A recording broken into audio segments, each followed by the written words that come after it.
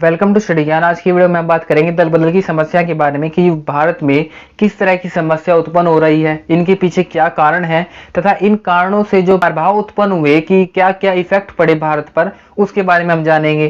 तो जो दल बदल है उसका मतलब होता है कि कोई सांसद, विधायक या सदस्य एक पार्टी से दूसरी पार्टी में शामिल हो जाए तो वो क्या कहलाया जाएगा, दल बदल कहलाया जाएगा।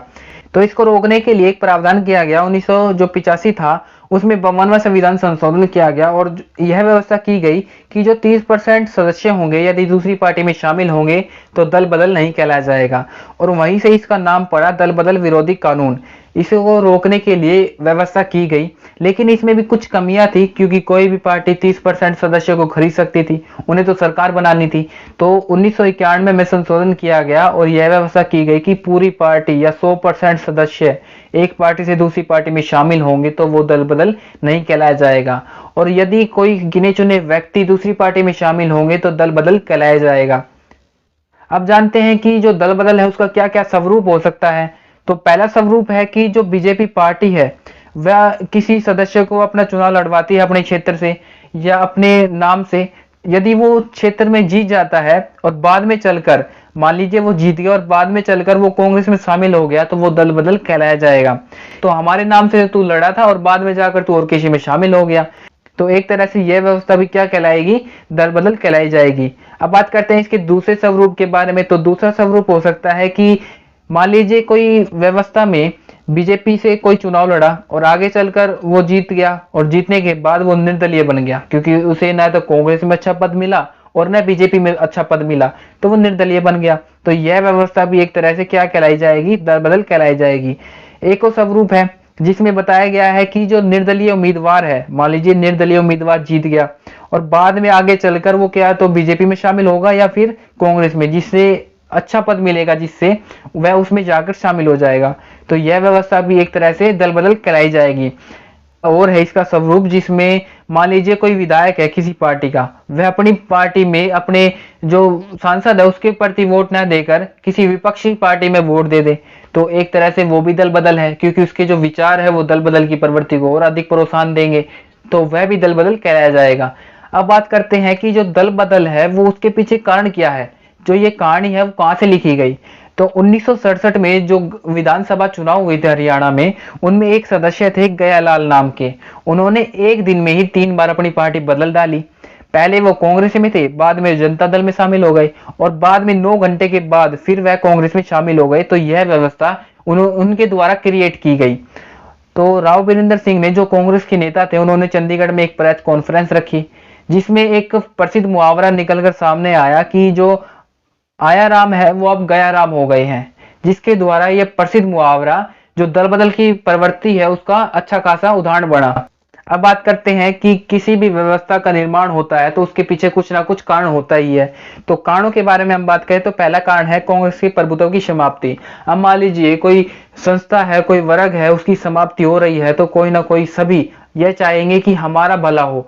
तो क्या हुआ कि 1967 तक जो कांग्रेस थी उसका अच्छा खासा प्रभुत्व बना हुआ था, लेकिन इसके बाद जब उसकी जो विघटन शुरू हुआ और छोटे छोटे राज्यों में उसकी सरकार गिरने लगी, तो जो अन्य जो विपक्षी दल थे उन्होंने अवसरों की तलाश की तथा देखा कि किस समय उनका अच्छा समय आएगा। तो इस तरह उनकी जो प्रवृत्ति थी वो दल बदल को और अधिक प्रोत्साहन दे रही थी और यह सिलसिला आज तक जारी है। अब बात करते हैं इसके दूसरे कारण के बारे में कि जो कांग्रेस थी उसमें गुटबाजी के द्वारा और अनुशासनहीनता के द्वारा जो दल बदल था उसको और अधिक प्रोत्साहन मिला।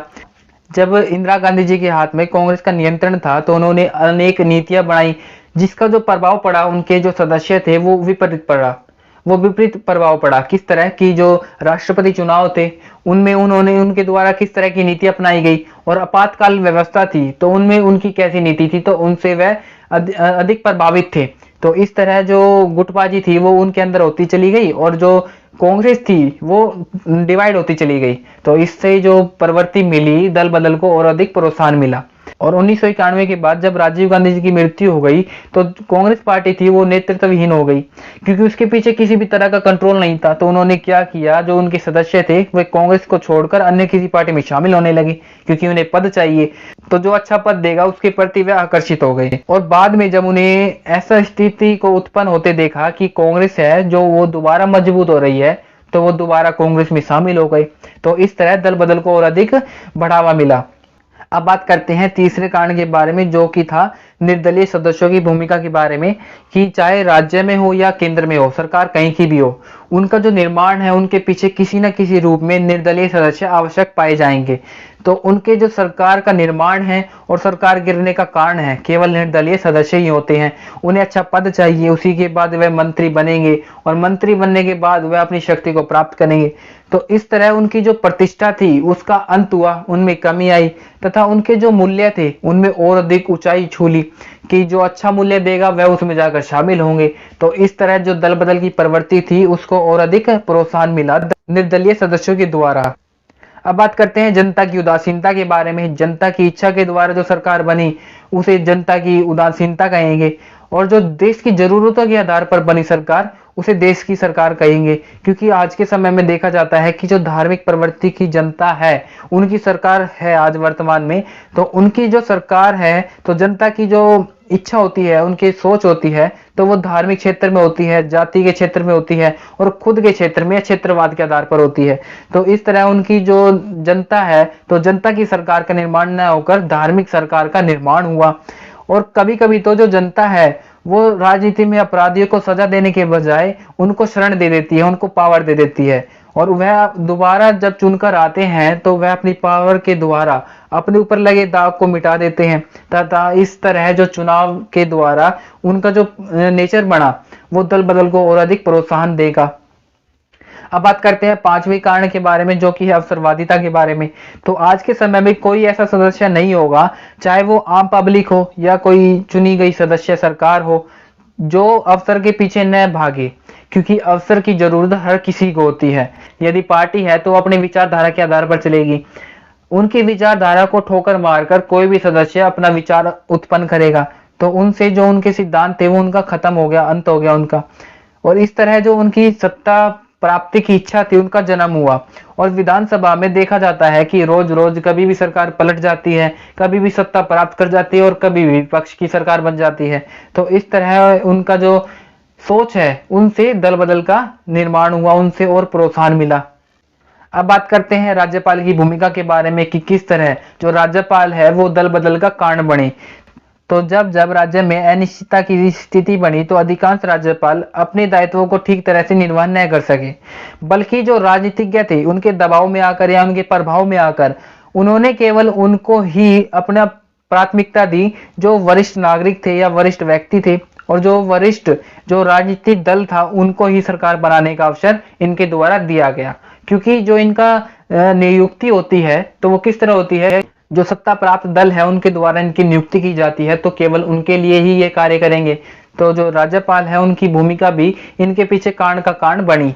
अब देखते हैं इनके सातवें कारण के बारे में कि चुनाव टिकट न देने के बाद, अब मान लीजिए किसी दल में आप हो और उस दल में आपको टिकट ना मिले तो आप क्या करोगे, क्योंकि आपने इतनी अच्छी सेवा दी सरकार को या दल को, उसके बाद आपको टिकट ना मिले तो आप या तो निर्दलीय बन जाओगे या कोई ऐसी पार्टी में शामिल हो जाओगे जो आपको टिकट दे।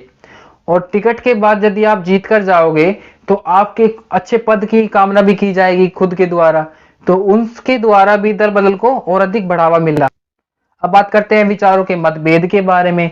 किसी भी तरह का यदि दल बदल होगा तो उसके पीछे उनकी लालच होगी, उनके पीछे उनका पद का लालच होगा, लेकिन हर बार ये पद का लालच नहीं होता, कई बार इनके विचार का भी मतभेद हो जाता है। अब मान लीजिए सरकार में किसी का अलग विचार है और पूरी पार्टी का अलग विचार है, तो वो उस पार्टी को छोड़ देगा और अन्य किसी पार्टी में शामिल हो जाएगा जो उसके विचार से मिलती हो।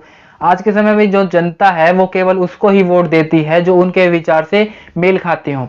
तो इस तरह भी दल बदल की प्रवृत्ति को और अधिक बढ़ावा मिला विचार के द्वारा, लेकिन इससे इतना अधिक प्रभाव नहीं पड़ा क्योंकि कुछ गिने चुने जो सदस्य थे वो एक समय पार्टी से दूसरी पार्टी में शामिल होने लगे। अब बात करते हैं इसके नौवें कारण के बारे में, जो कि है वरिष्ठ सदस्यों की उपेक्षा करना। कई बार देखा जाता है कि जो वरिष्ठ नागरिक है या सदस्य है वो पार्टी के द्वारा उनके द्वारा दी गए विचार वे पुराने हो चुके हैं, उनके द्वारा वर्तमान में वे विचार लागू नहीं किए जा सकते। तो इस तरह उनकी जो वरिष्ठ सदस्य हैं उनकी अवहेलना की जाती है तथा जो वरिष्ठ नागरिक है वो बाद में उन पार्टियों को छोड़कर अन्य किसी पार्टी में शामिल हो जाते हैं। बात करते हैं 10वें कारण के बारे में, जो कि क्षेत्रीय दलों की भूमिका के बारे में। और जो क्षेत्रीय दल है उनका निर्माण हमेशा किस तरह होगा, जो क्षेत्र में उनकी समस्या है उनके आधार पर, चाहे तो जाति के आधार पर हो, चाहे धर्म के आधार पर हो या क्षेत्रवाद के आधार पर हो, तो उनसे उन पार्टी का निर्माण हुआ तथा इनसे जो दल बदल में क्षेत्रीय पार्टी का निर्माण हुआ तो उनके द्वारा यह दल बदल को और अधिक प्रोत्साहन मिलेगा, क्योंकि जो केंद्र लेवल की पार्टी है उनके जो सदस्य हैं बाद में इनसे जाकर मिल जाएंगे और अपनी सरकार बनाएंगे, अपनी पार्टी बनाएंगे। तो अभी तक हमने देखा कि जो दल बदल के कारण क्या क्या थे। अब जानते हैं कि जो दल बदल है उनसे राजनीति के ऊपर क्या प्रभाव पड़े। तो पहला प्रभाव पड़ा छोटे छोटे दलों का उदय। 1967 तक जब दल बदल होने लग रहा था तो उस समय से अब तक जो छोटे छोटे दल है वो अस्तित्व में आने लगे तथा उनकी जो संकीर्ण आधार थे या निर्माण होने का कारण थे क्षेत्रीय दल का, तो वो थे क्षेत्रवाद, भाषा तथा जातिवाद। इनके आधार पर उनका निर्माण हुआ तथा उनसे जो जनता थी उनसे अधिक लगाव लगाने लगी, क्योंकि उनकी समस्या उनके द्वारा उठाई जाती थी। तो इस तरह उनका जो राजनीतिक बड़े बड़े राजनीतिक दल थे उनका पतन होना शुरू हो गया। अब बात करते हैं इसके दूसरे प्रभाव के बारे में, जो कि है राजनीतिक दलों की अस्थिरता के बारे में। जिस तरह 1989 में जब सरकारों का निर्माण हुआ 1989 के बाद, तो उस समय की जो सरकार थी उनका जो कार्यकाल था बहुत सीमित हो गया, क्योंकि उसमें जो क्षेत्रीय दल की भूमिका थी, निर्दलीय क्षेत्रों की उम्मीदवारों की जो भूमिका थी, उनके द्वारा वह सरकार कम समय के लिए बनी तथा अनेक बार वह सरकार गिरी। तो इस तरह जो मत था जनता का उसमें बंटवारा हो गया और एक नई स्थिति का निर्माण हुआ, जिसे जो प्रतिनिधि थे उनके व्यापार की स्थिति उत्पन्न हो गई, जिसे हॉर्स ट्रेडिंग के नाम से जाना जाता है, जिसमें जो विधायक है उनको खरीदा या बेचा जाता है। यह एक तरह से जो खरीद फरोख्त की व्यवस्था थी उसका निर्माण 1989 में शुरू हो गया था। अब बात करते हैं इसके तीसरे प्रभाव के बारे में, जो कि है राजनीतिक दलों के अंदर जो अपराधीकरण की प्रवृत्ति है उसका विकास हुआ। आज के समय में ऐसी कोई भी पार्टी नहीं है जिसमें जो अपराधी प्रवृत्ति के व्यक्ति है उनको ना देखा जा सके, क्योंकि इनकी प्रवृत्ति के व्यक्ति के प्रवेश के बाद वह केवल अपने भले के लिए कार्य करेंगे।